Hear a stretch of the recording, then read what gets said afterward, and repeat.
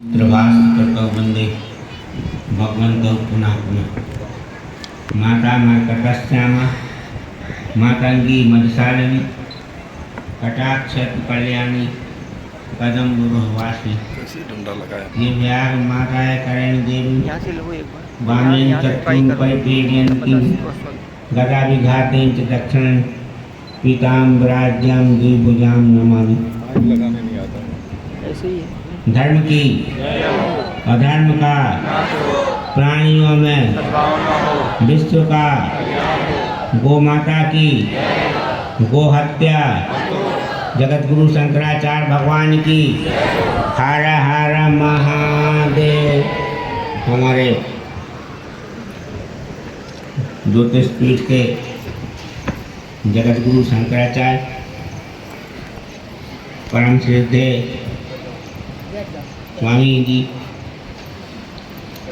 यहाँ पर हमारे गुरुदेव की 100वां जन्म शताब्दी यहाँ पर मनाई जा रही है। ये हम लोगों के लिए बहुत सौभाग्य की बात है। और स्वामी जी ने यहाँ पर चातुर्मास किया, उसी से ये सारा कार्यक्रम इतना भव्य हुआ। नरसिंहपुर मंगलम का हुआ और भी इतने लोगों का यहाँ पर सम्मान हुआ।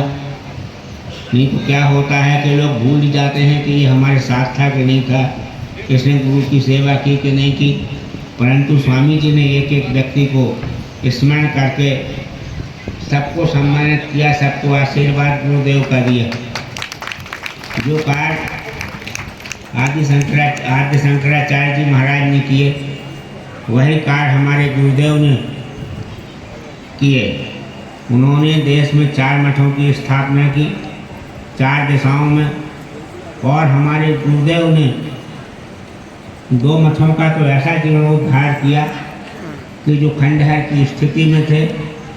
द्वारका भी आप जब महाराज श्री का अभिषेक हुआ था तब जब हम लोग गए थे तो देखते थे कि यही मठ कैसा है क्या है, और बाद में उसको ऐसा बना दिया कि आज देखने को लगता है कि द्वारका शारदा पीठ है। इसी तरह से ज्योतिर्मठ जब महाराष्ट्र गए तो वहाँ पर भी जो 165 साल के बाद स्वामी ब्रह्मानंद जी महाराज ने जो जीर्णोद्धार किया था वो भी टीन का मकान था और खंडहर की स्थिति में था पूरा। वहाँ पर भी महाराष्ट्र ने वहाँ जमीन ली और वहाँ पर ज्योतिर्मठ का निर्माण किया, और वहीं पर वो आदि शंकराचार्य जी के प्रथम से टोटकाचार्य जी की गुफा वहाँ पर मिली। वहाँ पर उसमें टोटकाचार्य जी का और आदि शंकराचार्य जी की मूर्ति की स्थापना की। वहाँ राजराजेश्वरी भगवती का मंदिर बनवाया। आदि शंकराचार्य जी की जो गुफा थी उसका पूज्य गुरुदेव ने जीर्णोद्धार किया। इतना कार्य किया कि कोई कर नहीं सकता। पूज्य महाराज श्री ने मठों की श्रृंखला खड़ी कर दी। जहाँ अपने भक्तों के लिए काशी में ठहरने को कहीं जगह नहीं होती थी, वहाँ पर तो श्री विद्या मठ, हनुमान घाट में द्वारका मठ, श्री वनम में मठ, और स्वामी जी द्वारा भी कई मठों की वहाँ पर श्रृंखला खड़ी की है। आज जाते हैं लोग, ठहरते हैं और बड़े आनंद से वहाँ पर रहते हैं। इसी तरह से हम लोग जाते थे, पहले हरिद्वार जाते थे तो हरिद्वार में कभी भूमा निकेतन में ठहरते थे, कभी कल्याणानंद जी के यहाँ मानव कल्याण आश्रम में ठहरते थे। परंतु गुरुदेव की ऐसी कृपा हुई, इतना बड़ा मठ बना, वहाँ चातुर्मास किया, 2 बार नवरात्रि की। वहाँ पर कुंभ का मेला जब लगा तो गुरुदेव ने वहाँ से ही रहकर वहाँ कुंभ का स्नान किया। और पिछली बार कुंभ में पूज्य महाराज श्री जा रहे थे तो एक बार वहीं उनके स्वामी जी ने कैंप लगाया था, इन्हीं का जुम्मा था वहाँ। और उसके पहले इनको ज्योतिर्मठ पूरा सा महाराज श्री ने इनको सौंप दिया था कि वहाँ का कार्य देखना शुरू करो। वे जाके वहाँ पर गए, यहाँ का काम देखा। और शोभा यात्रा में हमने देखा जो गुरुदेव की शोभा यात्रा निकली, उसमें पहाड़ के लोगों की भी भागीदारी रही।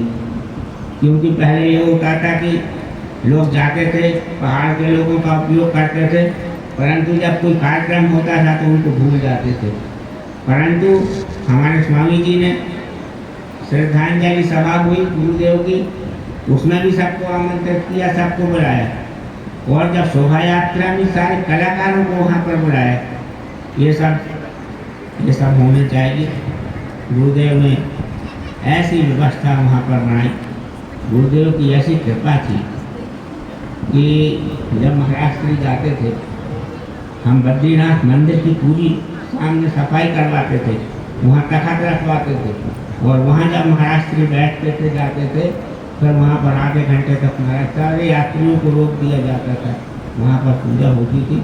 हम चाहते हैं इसी तरह की गरिमा हमारे ज्योतिर्मठ की, द्वारका मठ की, इसी तरह से हमारे मठों की गरिमा बनी रहे, आगे भी इसी तरह का कार्य हो।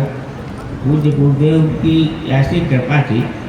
पहले तो मंदिर का छोटा भी अधिकारी आँख दिखाता था, पर उनकी कृपा ऐसी हुई, पहले हमको 3 साल बद्रीनाथ केदारनाथ टेम्पल कमेटी में सदस्य बनाया।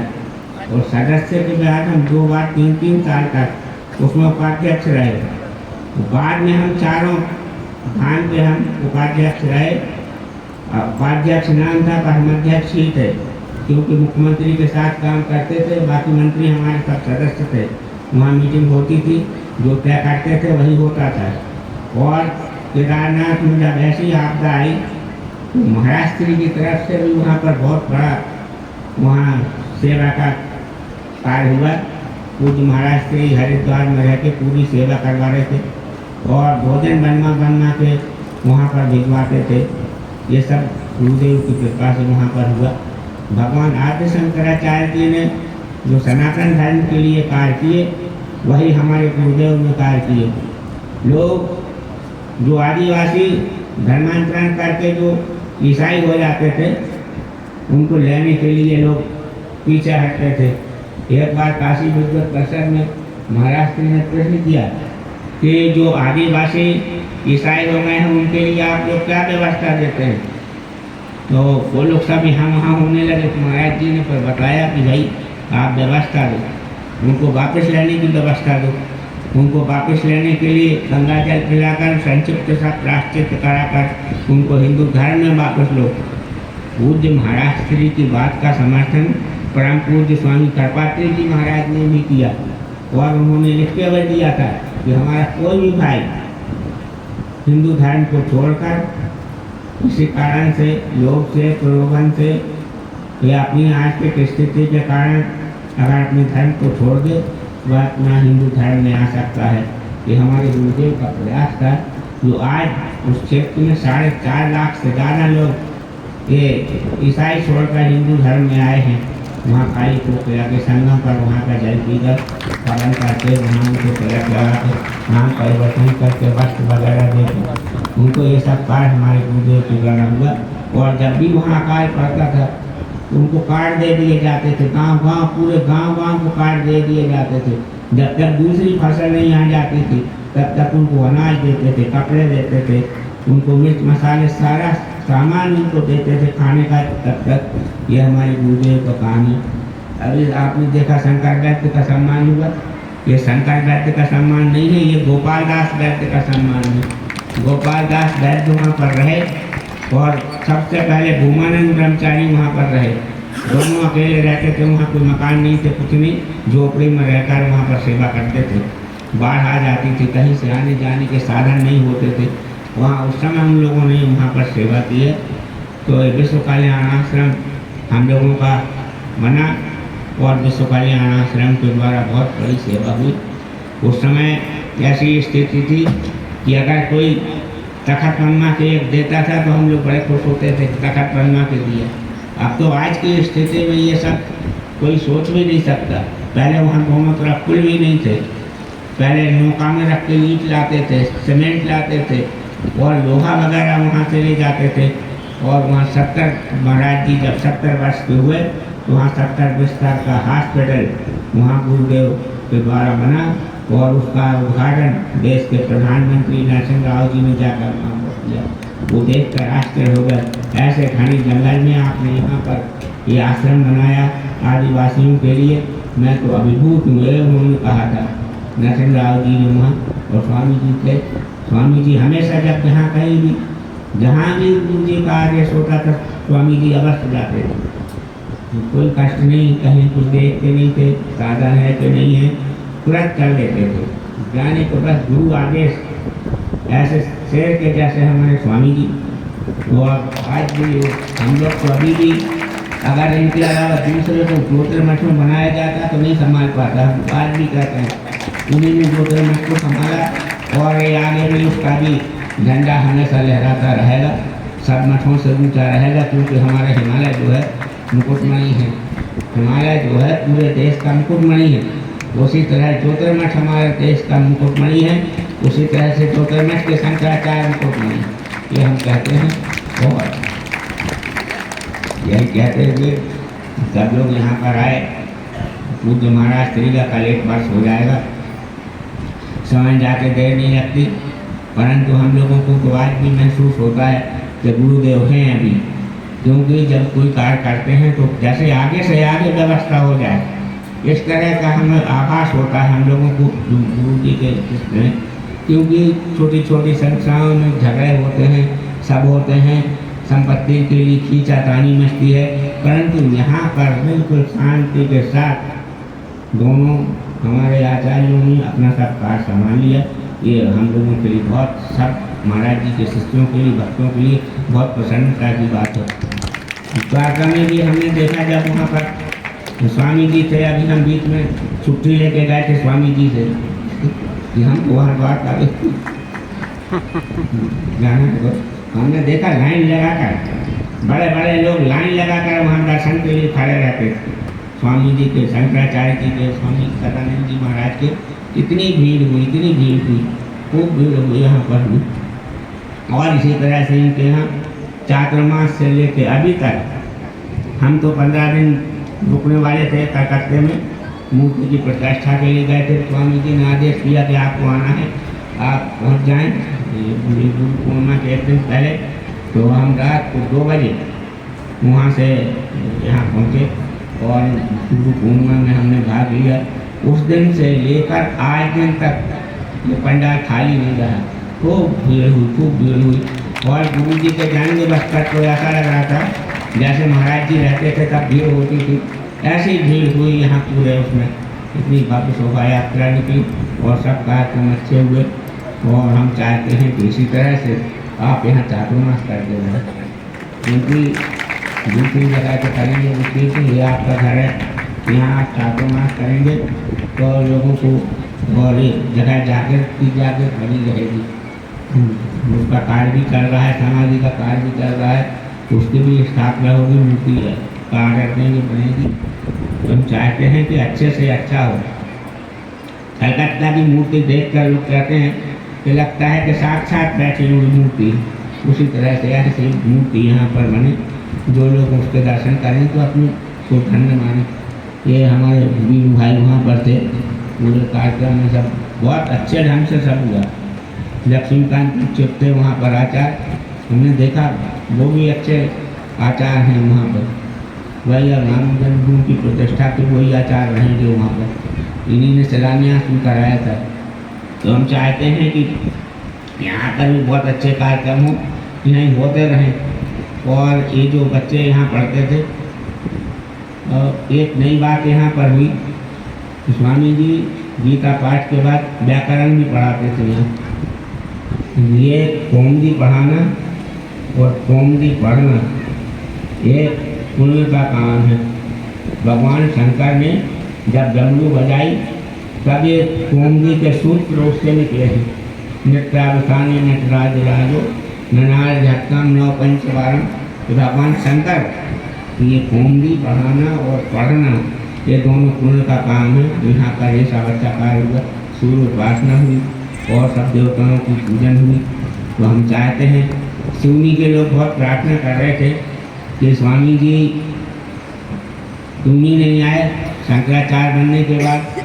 तो हम लोग चाहते हैं कि पहले बार आप यहाँ से वहीं महाराष्ट्र पधारे और इनकी भव्य शोभा यात्रा वहाँ पर निकाली जाए। तो वहाँ उसकी सारी व्यवस्थाएं सब की जा रही हैं। उनको स्वामी जी ने कृपा करके टाइम दे दिया है। तो 2 को यहाँ से निकलेंगे, 2 को बर्रा जाएंगे और वहाँ उनके लखनागौन जाएंगे। लखनागौन में सभा होगी और उसके बाद बाला भवानी का दर्शन करेंगे। फिर बर्रा जाएंगे, बर्रा में सभा होगी और फिर 3 तारीख को भव्य शोभा यात्रा सिवनी में निकाली जाएगी। जो भी भक्त वहाँ आना चाहें तो वो सादर आमंत्रित हैं, वो लोग आ जाएँ। आज भी हमारी बात हुई थी, लोगों में बहुत उत्साह है वहाँ पर भी। तो हमने स्वामी जी से कहा 4 कोई जाने वाले थे, हमने कहा 1 दिन तो आप रुकिए, क्योंकि ब्राह्मण समाज के लोग भी आपका स्वागत वहाँ करना चाहते हैं, पाद का पूजन वगैरह करना चाहते हैं। तो स्वामी जी ने समय दे दिया है, वहाँ पर भी एक अच्छा कार्यक्रम होगा। और हम चाहते हैं कि हमारे ये आशुतोष अनंत प्रपन्नाचार्य इनका नाम है, महंत है ये। तो ये भी अपने वहाँ रख रहे हैं और इनकी जिम्मेवारी रहेगी सतना के साथ साथ जो आसपास जो छूट रही है जगह, उसके सब प्रोग्राम में अपनी सुविधा से स्वामी जी की ये कराएंगे। इनको हम आज यहाँ पर नियुक्त करते हैं, अपनी ये यहाँ की जिम्मेदारी देखेंगे और ये सब कार्यक्रम है। तो बहुत अच्छा हुआ। अभी आपने हमारे अग्नि पीठाधीश्वर जी की गर्जना सुनी, किंतु जब उसे गर्जन नहीं करते हैं, जब भी करते हैं तो छोटी मोटी बात कर दे नहीं। अच्छा हुआ। कल उनके यहाँ बड़ौठा में भी, परेठा में भी बहुत अच्छा स्वागत सत्कार सब लोगों का हुआ। अब यही कहते हुए और अपने श्री गुरुदेव की श्री चरणों में साष्टांग दंडवत करते हुए अपनी बात को समाप्त करते हैं। धर्म की जय हो, अधर्म का नाश हो, प्राणियों में सद्भावना हो, विश्व का गौ माता की गो हत्या जगत गुरु शंकराचार्य भगवान की। हर हर महादेव। अब यहाँ आरती होगी और कल का जो कार्यक्रम है उसको थोड़ा सुन लें। प्रातः 8:30 बजे समाधि मंदिर में पूज्य उत्तरामनाय ज्योतिषपीठ और पश्चिमामनाय जो द्वारका शारदा पीठ के शंकराचार्य जी महाराज